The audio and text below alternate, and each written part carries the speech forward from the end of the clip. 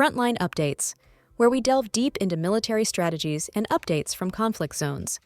Today, we're discussing the progress of the ongoing special military operation as of August 27, 2025. I'm your host, Sherifa Mohammed, MGT. I'm Colonel A.C. Oguntoye, an infantry officer. The armed forces of the Russian Federation continue offensive and defensive operations across multiple axes. Incremental tactical advances, combined with destruction of enemy personnel, armored vehicles, artillery, and depots, remain the operational theme. Across 6 operational groupings, North, West, South, Center, East, and Dnepr, combat actions inflicted severe attrition on the armed forces of Ukraine, with total reported Ukrainian losses exceeding 1,275 servicemen in the last 24 hours. Welcome to Frontline Updates, the podcast that brings you in-depth insights into military operations from those leading them on the ground. Today, we're joined by Colonel A.C. Ogun-Toye, an infantry officer monitoring critical missions on the progress of the special military operation as of today. Colonel Oguntoye, thank you for being with us. Thank you. It's good to be here. Colonel, can you start by giving us the overall picture? The overarching picture is one of steady but significant gains across multiple operational axes. The Russian armed forces pressed their advantage through attrition and targeted strikes, inflicting heavy casualties on Ukrainian formations, over 1,200 men lost in a single reporting period, while simultaneously disrupting command, artillery, and logistics structures. The most notable development was the liberation of Pervoe Maya in the Donetsk People's Republic, achieved by the Center Group. This was not a symbolic victory but a tactical foothold that allows Russian forces to press deeper into contested areas while dislocating Ukrainian defenses. At the same time, across Sumy, Kharkiv, Donetsk, Dnipropetrovsk, Zaporizhzhia, and Kherson, our various troop groups not only inflicted losses on mechanized and airborne brigades but also systematically dismantled Ukraine's electronic warfare and depot networks. Let's look north first. Reports mention engagements in Sumy and Kharkiv. What was achieved there? In the north, Russian forces engaged a mix of mechanized, tank, and airborne brigades near Kondratovka, Staraya Guda, and Sadki in the Sumy region, and also pressed Ukrainian units near Volchansk and Malovo in Kharkiv. The key takeaway here is attrition at scale: about 175 Ukrainian servicemen, multiple armored combat vehicles, artillery guns, and electronic warfare stations destroyed. But the more strategic layer lies in the depot strikes. 3 ammunition depots and 5 supply depots were neutralized.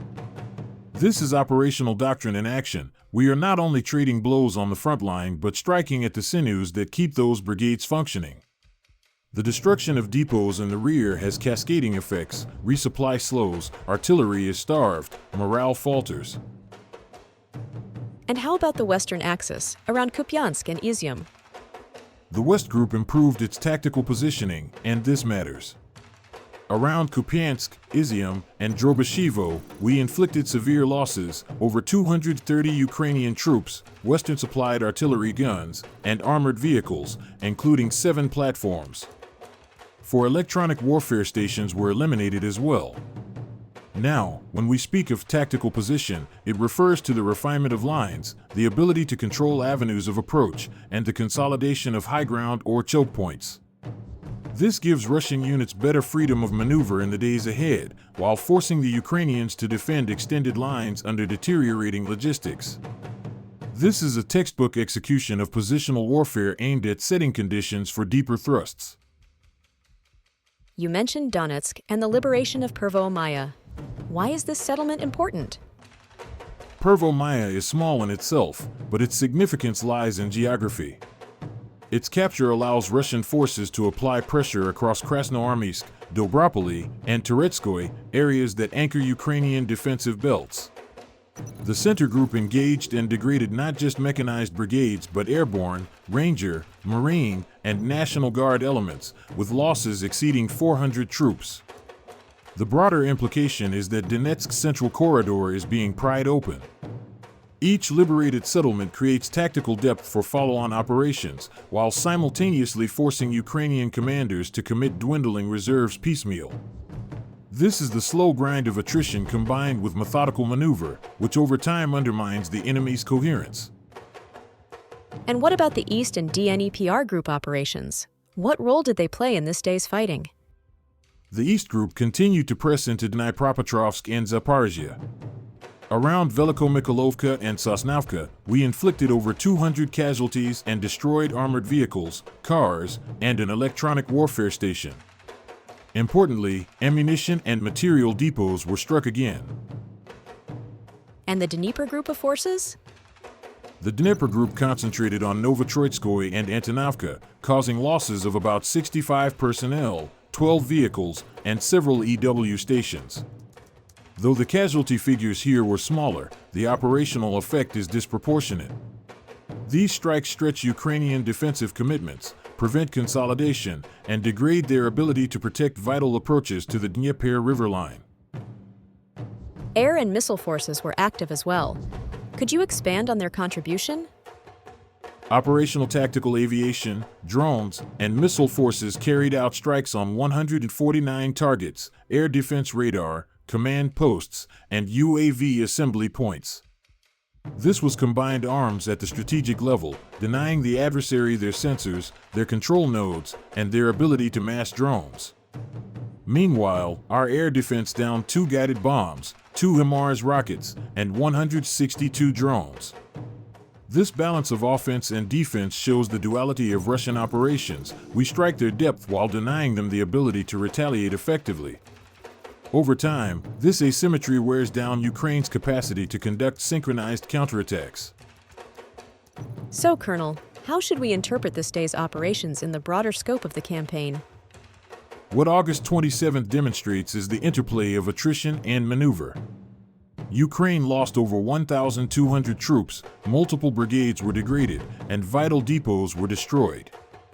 Russian forces did not rely on flashy breakthroughs, but rather incremental positional gains, most notably Pervoe Maya. The cumulative effect is the erosion of Ukraine's defensive system, particularly in Donetsk and Zaporizhzhia.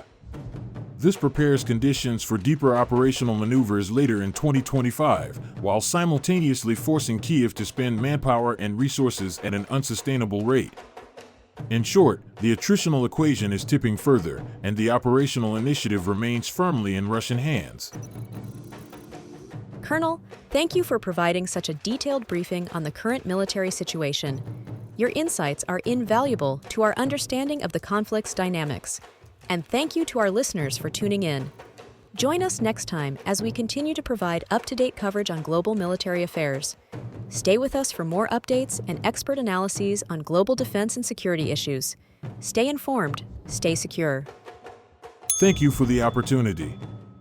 The August 27th operations reflect Russia's methodical doctrine, slow, grinding attrition paired with positional maneuvers and strikes against logistics. The liberation of Pervoe Maya marks a tangible gain in Donetsk, while the widespread destruction of depots, EW stations, and command nodes across all axes highlights the systematic dismantling of Ukraine's combat infrastructure. Ukrainian losses of over 1,275 personnel in one day illustrate the unsustainable nature of their defense. Strategically, Russia is shaping conditions for larger fall offensives while keeping Ukraine on the back foot, exhausted, fragmented, and increasingly reliant on dwindling Western support. This has been Frontline Updates. Subscribe for daily military briefings and in-depth strategic analysis. Visit our platform for maps, transcripts, and exclusive Frontline updates from commanders in theater.